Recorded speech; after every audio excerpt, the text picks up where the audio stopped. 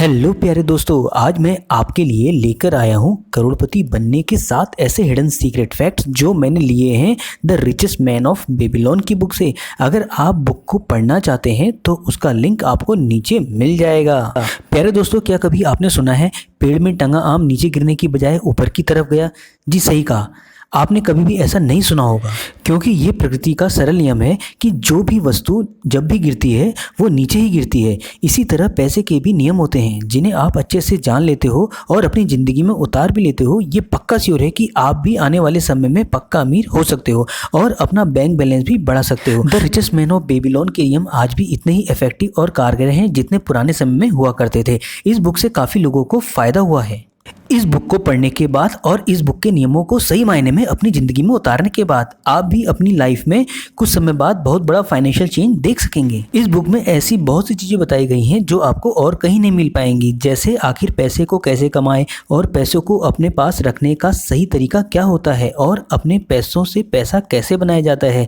ये बुक इतनी इफेक्टिव है जो आपकी डेली लाइफ में आने वाली फाइनेंशियल प्रॉब्लम, डेट मैनेजमेंट और अपने बचाए हुए पैसों से पैसा कैसे कमाया जाता है, इन सब प्रॉब्लम्स को खूब अच्छे से सॉल्व करना सिखाती है। तो प्यारे दोस्तों, अगर आपकी इस चैनल में फर्स्ट विजिट है तो इस वीडियो को अपने रिश्तेदारों तक भी पहुंचाएं, जिससे उनकी भी फाइनेंशियल ग्रोथ हो पाए। और हाँ, बेस्ट फाइनेंशियल जानकारी के लिए इस चैनल को सब्सक्राइब करके बेल आइकन प्रेस करना ना भूलें, जिससे सारी फाइनेंशियल वीडियोस का नोटिफिकेशन आप तक पहुंचता रहे समय से। तो चलिए शुरू करते हैं पहले लेसन से। The man who desired gold, Benazir कोबी, ये दोनों ही बेबीलोन के रहने वाले थे और ये दोनों भी गरीब ही थे। इनमें से बेनजीर बहुत बढ़िया रथ बनाने वाला था और बहुत मेहनती भी, और कोबी भी एक बहुत बढ़िया सिंगर था। ये दोनों अपने काम से जितना भी कमाते थे सारा खर्च हो जाता था और इन दोनों के पास कुछ नहीं बचता था। इन दोनों का मुश्किल से ही गुजारा हो पाता था। इन दोनों का पर्स हमेशा ही खाली रहता था और इन दोनों के ऊपर काफ़ी कर्जा भी रहता था। ये दोनों ही पैसों की प्रॉब्लम से काफ़ी परेशान भी रहते थे। तभी ये दोनों आपस में एक बार मिलते हैं और बात कर रहे होते हैं। तभी कोबी को अपने अरकत दोस्त की याद आ जाती है, जो कि बेबीलोन का सबसे धनी आदमियों में से एक होता है। अरकत भी बहुत समय पहले बेनजीर और कोबी जैसा बहुत गरीब था। उन तीनों ने ही एक साथ अपनी पढ़ाई खत्म की थी। उस समय अरकत भी बहुत ज़्यादा होशियार नहीं था और ना ही किसी काम में तेज और ना अक्लमंद। वो तीनों ही आपस में खेला और घुमा करते थे, लेकिन इन सब के बाद भी वो बेबीलोन का सबसे अमीर लोगों में शामिल हो गया। उसी समय कोबी और बेनजीर भी अपने गरीब दोस्तों के साथ अरकत के साथ मिलने प्लान बनाते हैं, जिससे वो भी अमीर बनने का सीक्रेट जान पाए और अपनी किस्मत बदल पाए। अब बढ़ते हैं दूसरे लेसन की ओर। The richest man in the Babylon. Arkad Babylon का सबसे अमीर आदमी था। वो अपनी वेल्थ और काइंडनेस के कारण काफ़ी दूर तक फेमस भी था। वो अपनी वेल्थ गरीबों के साथ पूरी दिल के साथ दान करता था और बहुत ज़्यादा खर्च भी करता था। लेकिन इन सब के बावजूद भी अरकत की दौलत कभी भी कम नहीं होती थी, उल्टा और तेजी के साथ ग्रो होती जा रही थी। एक बार बेनजीर कोबी अरकत के आलीशान महल में आए। तब बेनजीर और कोबी ने अरकत से पूछा, जब तुम भी हमारी तरह गरीब थे तब तुमने ऐसा आखिर क्या किया जिससे तुम बेबीलोन के रिचेस्ट पर्सन बन गए? तब अरकत कहता है, अगर तुम लोगों को पैसे में दिक्कत आ रही है, इसका मतलब ये हुआ तुम अभी तक दौलत को इकट्ठा करने के सही नियमों को सही से नहीं जानते हो या फिर इन नियमों का पालन नहीं करते हो। अरकत इसी बात पर अपनी स्टोरी बताना शुरू कर देता है। चलिए दोस्तों, अब बढ़ते हैं अरकत की अमीर बनने की स्टोरी में। मैंने अपनी शुरुआत बर्तन के काम से की और मैं काफ़ी डिटरमिन्ड भी था अपने काम में, लेकिन महीनों मेहनत करने के बाद भी अपनी कोई दौलत इकट्ठा नहीं कर पाया। एक दिन अपने काम के सिलसिले में एक मशहूर व्यापारी अल्केमिस्ट मेरे पास आए, जो कि उस समय के बेबीलोन के कई बड़े आदमियों में से एक थे। उसी समय काम के दौरान मैंने पूछा, अल्केमिस्ट, आप बेबीलोन के काफ़ी अमीर आदमी हो, क्या आप मेरे को भी ये सीक्रेट बता सकते हो कि मैं कैसे अमीर हो सकता हूँ? अगर आप मेरे को ये बताएंगे तो सारी रात मैं आपका काम करूँगा और सुबह तक आपका काम पूरा हो जाएगा। और जैसे ही साहूकार अल्केमिस्ट ने सुना तो वो तुरंत राजी हो गया। फिर क्या था, मैंने सारी रात जगकर उनका काम अच्छे से पूरा कर दिया और उन्होंने भी सुबह अपना वादा पूरा किया। फिर अल्केमिस्ट ने अरकत को दौलत कमाने का पहला सिद्धांत बताया, जो कि इस प्रकार है। पहला सबक, अल्केमिस्ट ने कहा, तुम जितना कमाते हो उसका 10% अपने पास ही रखोगे। मैंने पूछा, लेकिन मैं जितना कमाता हूँ उससे मैं पूरा का पूरा अपने पास ही रखता हूँ। तभी अल्केमिस्ट कहते हैं, ऐसा बिल्कुल भी नहीं है। क्यों? तुम बेबीलोन में रहकर खाने के पैसे नहीं देते? क्या तुम कपड़े खरीदने के बाद उसके पैसे नहीं देते? क्या तुम बेबीलोन में बिना पैसे खर्च किए जिंदा रह सकते हो? तुम्हारी पिछले महीने या पिछले साल की कमाई कहाँ है? तुम बाकी सबको तो पैसे देते हो लेकिन अपने आप को नहीं। तुम अपने को छोड़कर बाकी सबके लिए मेहनत करते हो और उनके लिए कमाते हो। तब उन्होंने अरकत को समझाते हुए कहा, देखो भाई, तुम जो भी सोने की इनकम बचाते हो उस इनकम को तुम इन्वेस्ट करके अपने लिए और धन कमवा सकते हो, और जैसे ही वो धन तुम्हें रिटर्न दे तब तुम उससे भी और धन कमवा सकते हो। तुम्हें इस बात की चिंता बिल्कुल भी नहीं करनी है कि तुम कितना धन इन्वेस्ट कर रहे हो। तुम्हें इस बात की चिंता नहीं करनी है कि उससे कितना रिटर्न आ रहा है, कम या ज़्यादा। तुम्हें बिना चिंता करे सिर्फ अपनी इनकम का 10% ही इन्वेस्ट करना होगा। अब आते हैं इस कहानी की समरी में।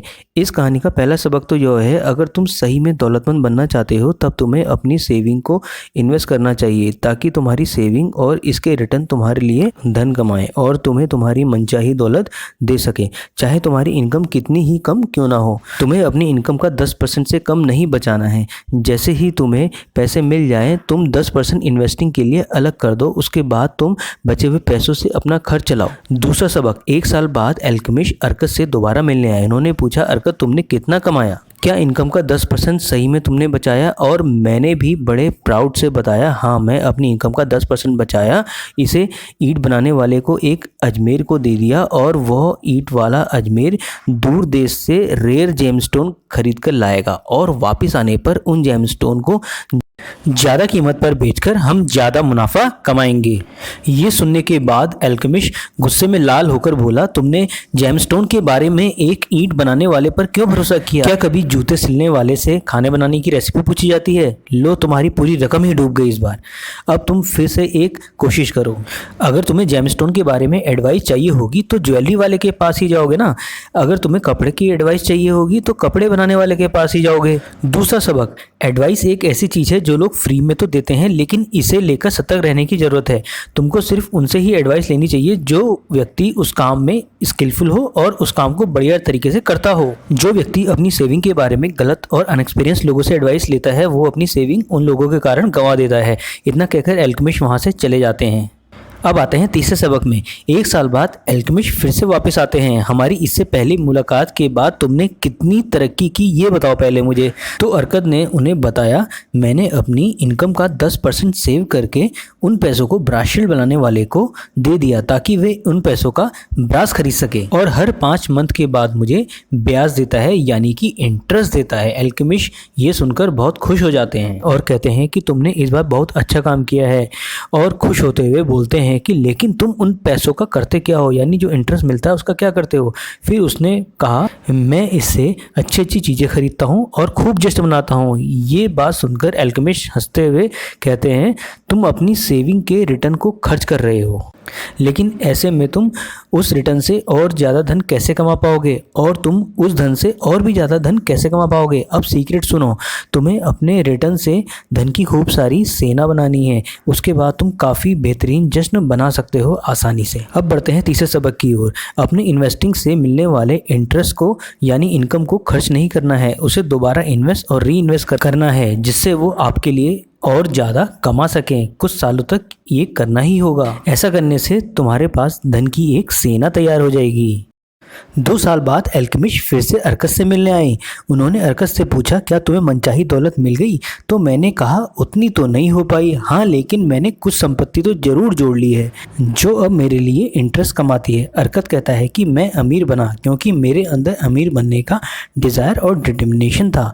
मैं जो भी काम करता हूँ उसे ख़त्म ही करता हूँ, चाहे वो काम कितना ही छोटा या बड़ा क्यों ना हो। अरकत ने अपने गरीब दोस्तों बेनज़ीर को भी के साथ उनके दोस्तों को भी यही कदम उठाने की एडवाइस दी। पहली, अपनी इनकम का 10% सेव करें और सेविंग 10% से कम नहीं होनी चाहिए। दूसरी, अपनी बचत या सेविंग का इन्वेस्ट जरूर करें। जल्दी अमीर बनने के चक्कर में शॉर्टकट और फ्रॉड के चक्कर में ना पड़ें। तीसरा, इंश्योरेंस करवाएं ताकि अगर आपको कुछ होता है तो आपके बाद आपकी फैमिली सेव रहे। चौथा, उन्हीं लोगों से एडवाइस लें जो उस फील्ड पे नॉलेज या एक्सपीरियंस रखते हों। पांचवा, अपनी कैपेसिटी के अनुसार ही मेहनत और सेविंग को करें, उससे ज़्यादा नहीं। हद से ज़्यादा कंजूस ना बने। जब तक आप इस दुनिया में हैं तब तक आप अपनी लाइफ को एंजॉय ज़रूर करें। अब आते हैं लेसन नंबर 3 में, 7 cures for a lean purse. प्यारे दोस्तों, बेबीलोन एक काफ़ी वेल्दी शहर था। इसका मुख्य कारण यहाँ के रहने वाले लोग थे जो बहुत समझदार थे और इन्होंने भी अमीर बनने के सीक्रेट सीख लिए थे।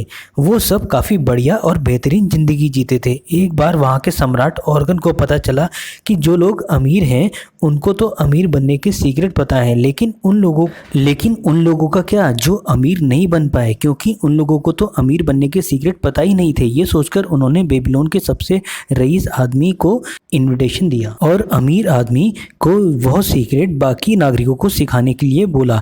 इस बात पर अर्कद ने खुशी खुशी उन्हें हाँ कह दी। फिर एक बड़े से हॉल में काफ़ी सारे नागरिकों को बुलाया गया। उसके बाद अर्कद ने अपनी स्टोरी बताना स्टार्ट किया कि मेरे पास दौलत कमाने की बर्निंग डिज़ायर के अलावा और कुछ भी ना था। आज मैं आपको लीन पर्स यानी कि पतले से खाली पर्स के बारे में बताऊंगा। अगर आप सही में अमीर बनना चाहते हैं तो इन 7 इलाजों को अच्छे से पालन करिए। पहला इलाज, अपने पर्स को मोटा करना शुरू करें। अब आप कहेंगे भाई ये कैसे? आप जो भी काम करते हैं, चाहे जितना भी कमाते हैं, आपको अपनी कमाई से सिर्फ 90% ही खर्च करना है। आपको अपनी हर इनकम से 10% की सेविंग करके उसे इन्वेस्टमेंट में लगाना है। इस 10% को आप बिल्कुल भी खर्च नहीं कर सकते।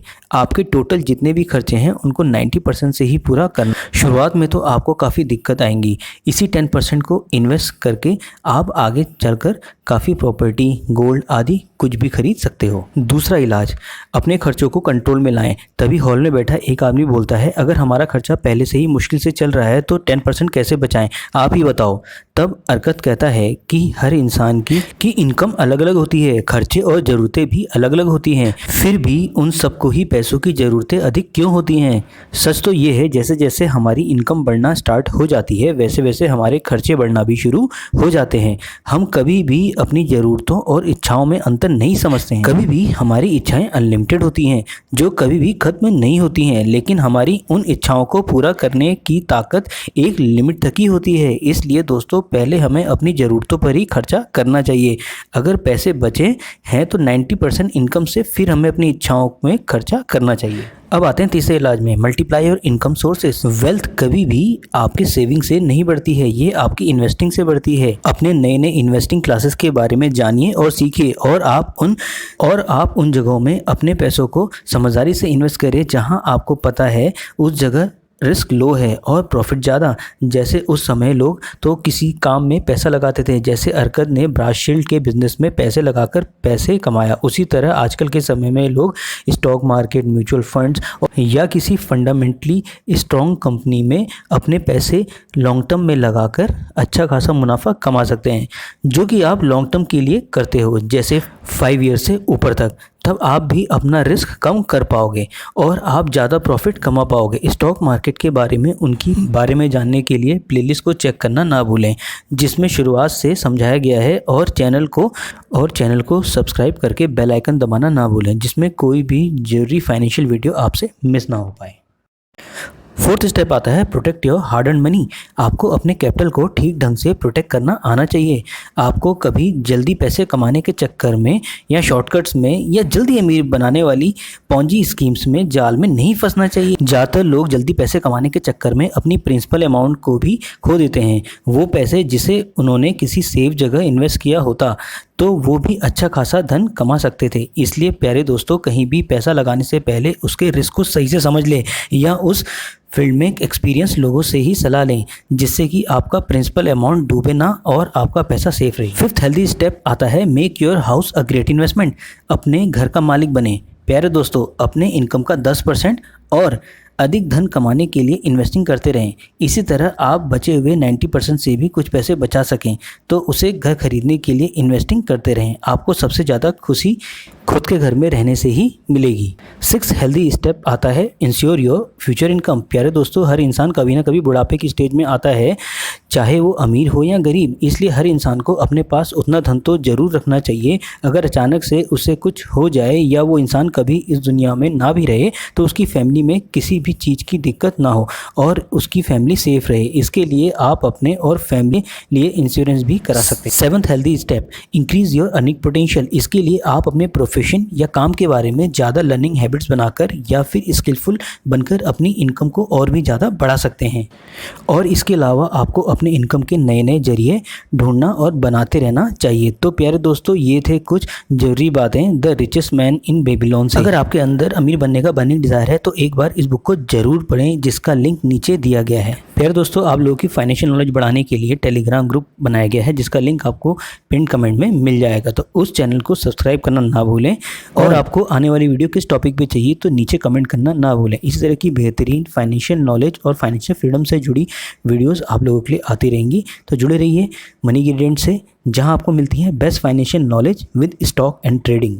तब तक के लिए bye, see you then, love you all. और हाँ, वीडियो अच्छी लगी तो डेफिनेटली अपने रिलेटिव्स और फ्रेंड्स को शेयर करना ना भूलें।